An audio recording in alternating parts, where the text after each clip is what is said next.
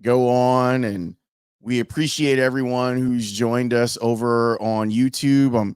It's interesting for me as an audiophile to hear people talk about how they're only consuming podcasts on YouTube. Like that's a really interesting thing to me that I'm hearing as far as your feedback, like inside the comments and all of that. So we welcome everyone from YouTube. If you have not subscribed, you don't owe any money. Like this is not a Patreon thing, or we're gonna go with the ad revenue thing. That's gonna be our model for a while. I haven't been very comfortable with the idea of putting things behind a paywall. So the way that the content is going to be monetized is by ads, and we'll do what we have to do. If you hear some noise in the background, my guy Marcus, who's an excellent landscaper, is doing some work. So you might hear some stuff like outside of my studio. So don't freak out when you hear that. It's not a chainsaw and no one's chasing me, but my patio is having some issues and it needs to be redone before the winter comes. So Marcus is taking care of that. So if you hear stuff, that's what it is that you're going to be hearing. I'm happy to be back in my own studio, but I had a blast yesterday hanging out and being at Wonderverse out in Oak Brook. That place was amazing. Like I didn't know what to expect, to tell you the truth. I wasn't sure on how all of this was going to go, but it went really well. And it was great because I love, ever since the things broke bad at NBC Chicago, when we knew that the end was near over there, I was trying to figure out if I was going to be doing like football after once the season began, because NBC Sports Chicago stopped broadcasting last week, and now CHSN, like I wasn't really on the radar to be a part of the CHSN stuff. And with the shift change, there's almost no way that I could do stuff over there. Plus, they're still growing things. So I'm not trying to throw shade or anything. It's just I wasn't one of the first people that they were going to contact to do stuff on linear.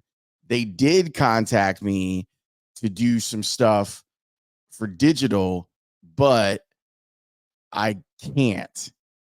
I think I talked about it a little bit last week, but the way that the deals work with Odyssey, I can't just start like a new podcast. I can do House of L because House of L has been grandfathered in, and I brought it to Odyssey first. They declined, and so I was able to build my own little thing. If it comes up again in contract negotiations, it's like it's happened a couple times, because House of L is 6 years old, so I've signed 2 different contracts since then, and it's come up, but they haven't wanted to partner with House of L. They've just kind of wanted to annex it. And at this point, like I'm an actual company, a small one and a company of one, but I'm a company. Like I actually pay out and pay people and all that stuff. So if it comes up again, it'll be interesting to see what the negotiation is, especially with the growth of the YouTube page. But I can't do another podcast. I can guest on a podcast if trying to think of my favorite podcast. If Mark Maron wanted me to come on and be on his podcast, I could do it. If Dominique Foxworth wanted me to come on and talk about the Bears, I could do that. I could even probably go on a podcast for CHSN. I just can't host one. And you're not going to be able to get away with doing it every week. So that's and honestly, like I've been trying to figure out if if I just needed a break and this was the universe telling me that I needed a break from doing like big time Bears coverage. And I got to tell you, the opportunity to go and do stuff with Olin and Patrick on the radio was a lot of fun. Now, it was a long damn day to do the pregame at 9 and then the post, watch the game, and then the post game at 3, and you're on the road. Like, I didn't make it back home until, so I left my house at 7:45 and I made it back around 7:30.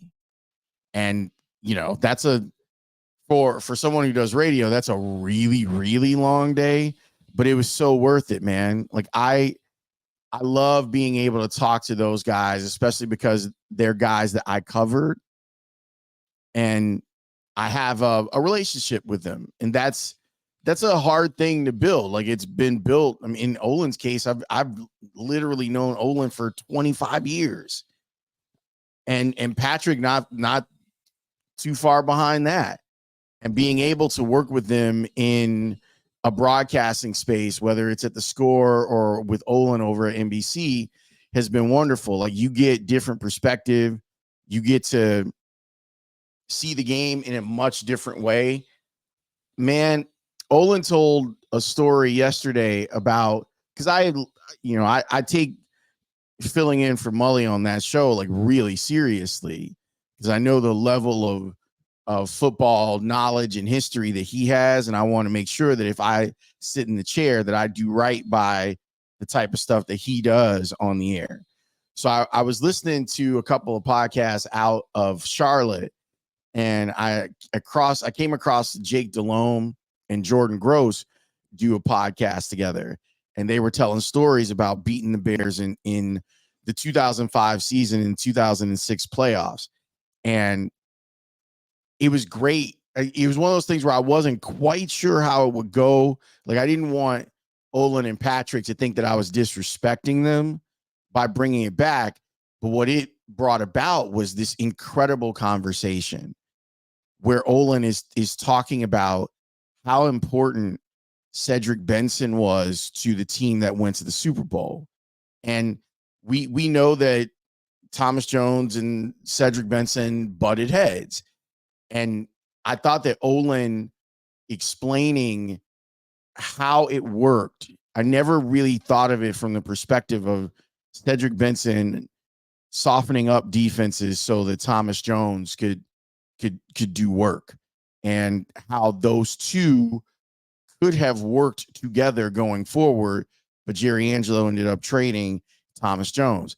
To this day, TJ will tell you it was, he didn't want to leave. That the Super Bowl still haunts him to the point where he doesn't watch the Super Bowl anymore. And he loved being in Chicago. But it was just great to get that information, to watch the game with those guys. I've absolutely missed that. To be able to watch and pick the brains of someone like Patrick or Olin or Lance or Alex or Matt or Coach Wanstead or Jim Miller, like when we started, I've been missing that. And it was good to be able to kind of swim in those waters again and just kind of hang out with those guys and test what I know and what I've covered with what they know kind of inherently. And you find out how deficient you are in those areas and you try to get better. But it's always been my experience that those guys respect when you're trying to get better. And they respect if you ask questions about it and how things are done. So I really like that. It's funny because there's going to be some other opportunities for me in television. I know that, I've already been contacted by someone and I'm interested in it being a thing. I mean, I haven't signed anything, so I'm not going to say who it is, but it's local. And I'm excited about it. But Mitch said to me something that stuck with me for a while. And he said this to me a few weeks ago. because he was concerned. Like, he's a really good boss. And he was concerned. He's like, I know that all of this stuff at NBC Sports Chicago is a big deal to you. And I want you to know that there are opportunities for you here. And I was like, oh, like, you don't think of it that way because the score is my full-time job. You don't really think of it as, well, is there extra stuff for you to do? And not even for money. Like, for the most part, the money that I would make in like a part-time job at this point, I have to choose, like, is it worth me doing compared to like doing this? And now that House of L has grown in the way that it does, I don't really have to take on any outside projects. This is the outside project for me. And luckily, you have great sponsors like Remy Martin and others that have joined. And now with the growth of YouTube, I get to kind of call my shots when it comes to part-time work, which is great. And it gives me an opportunity to kind of pick and choose. Like, do I want to work 6 days a week? Do I want to work 6 days a week, 2 times a month? That sort of thing. Along with all of the heavy lifting of running this company by myself and putting up all the stuff. So, I mean, like, when I tell you that I am appreciative of your support of House of L, I'm not kidding with you. Like, it's had a tremendous impact on me. But as soon as Mitch said that to me, hey, man, there are opportunities for you here, I started to really think about how I can do more stuff, where if Porth calls me and he's like, hey, what do you think about filling in on pre and post game show? Well, yeah, that gives me some access to guys that I really appreciate and love working with. I know that it's hard to believe because of Olin's kind of his reputation, his gruff exterior. I love working with him. And the reason why is he's very giving. Like, I know because I was there in locker rooms and I've talked to a lot of his teammates, basically all of his teammates. And I know that it's not always fun to be led by Olin in that arena, but in this arena, it is. And a lot of times people just want you to listen and pay attention. And if you do, you could end up learning something really valuable. So I always look forward to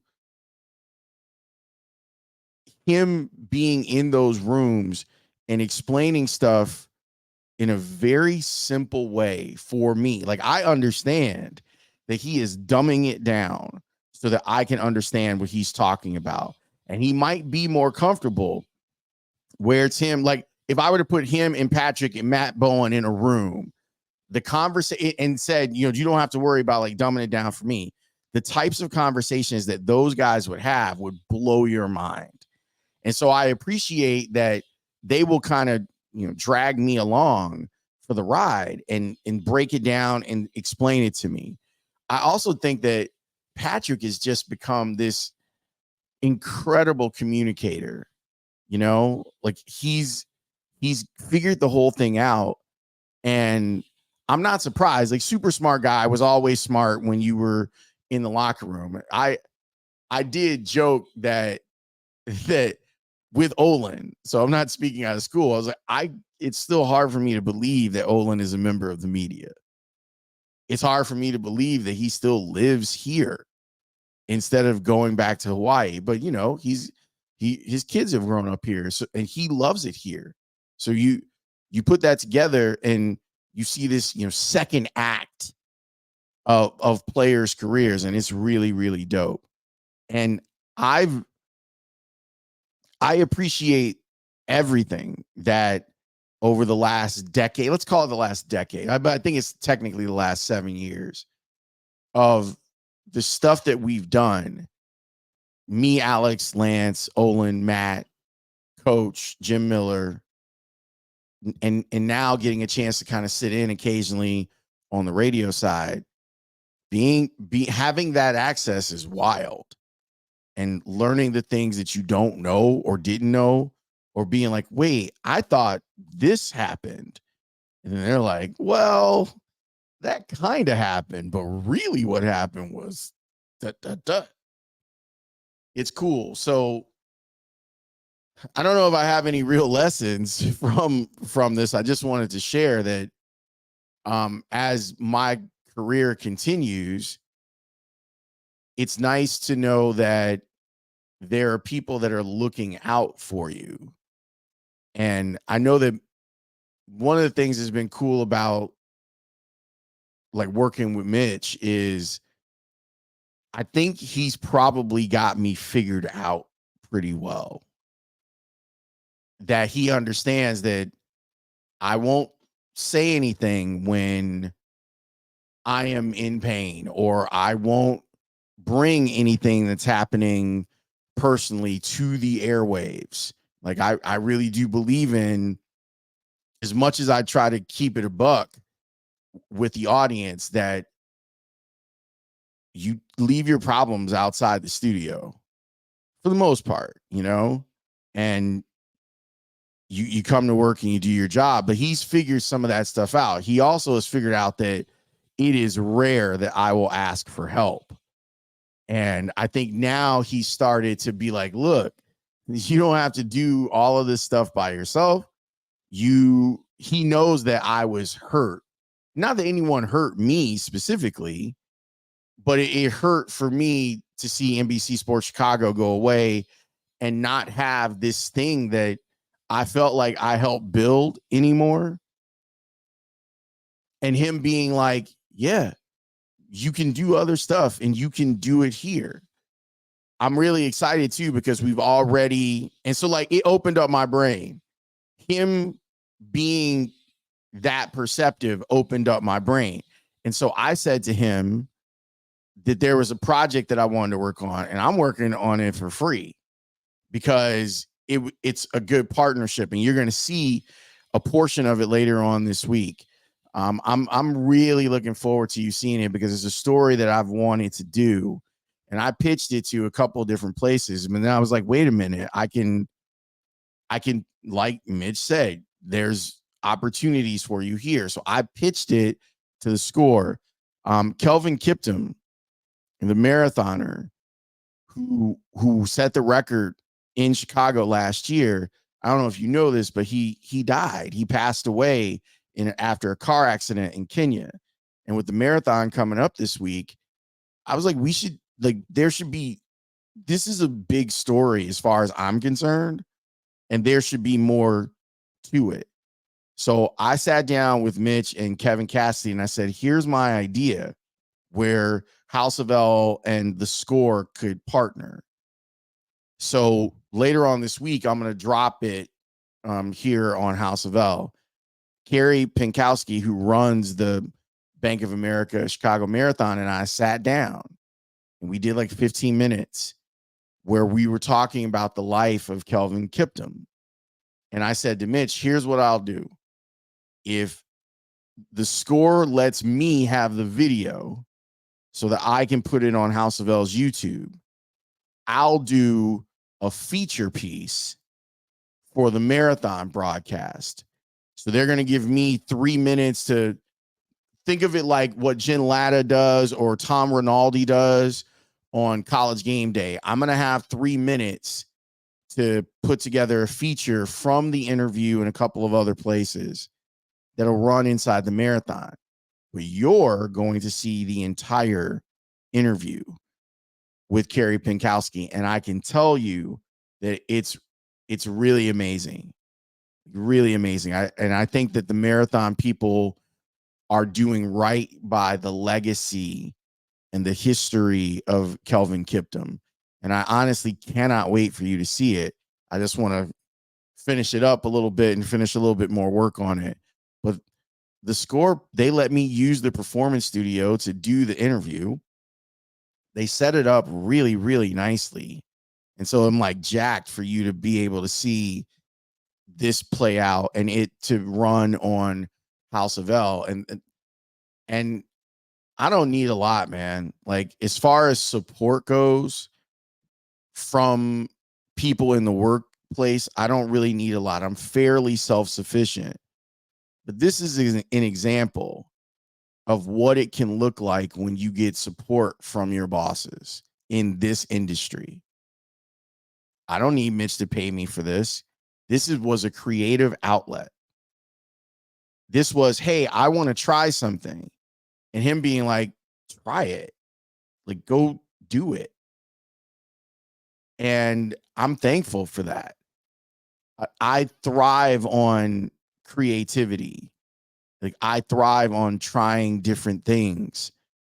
And so this was a growth opportunity that was beneficial to the Score and for me and for House of L. And you can't beat that. You really can't. So I have a lot of respect for the way that I am managed. And all of us that are on the air, all of the creatives that are on the air need different things. And I don't need a lot, but what I need a lot of, if that makes sense. Like, I'm not in Mitch's office like every day being like, I need this, I need this. But if I come to him, because it's hard for me to ask for help, but if I come to him and I say, I need this, or I need a day off, or I need a few days off, he gets it. And he's like, okay. There have been times in my career where Mitch has told me to go home. And not like in I'm a suspended way, where he's like, yeah, tomorrow, don't come here. What do you mean? Take the day off and go sit on the point. Get your mind right. Like, oh, okay. And then you feel good. But to be able to do it with the work and have creativity be a part of it, man, it's really dope. So I thank him, and I cannot wait. It'll be the next thing that posts, unless there's some sort of like crazy breaking news. It'll be the next thing to post on the House of L YouTube page. And I found it to be incredibly inspiring, like the marathon often is, but being able to talk with someone who really knew Kelvin Kiptum and the impact he had on the running world and on Chicago and on Kenya. I can't wait for you to see this interview. And it'll be the next thing that pops up here. Thanks to everyone who has who's helped made the YouTube page really strong. Thanks to everyone who's listening on Spotify and on Apple. It's appreciated how much love you show this podcast, and we'll continue to do great things. At least I hope we'll continue to do great things. And thanks to Remy Martin, our partner, who keeps me in these cool hats. I got to tell you, I look 80s AF right now. Beastie Boys hoodie, the Remy Martin bucket hat. EPMD would be proud.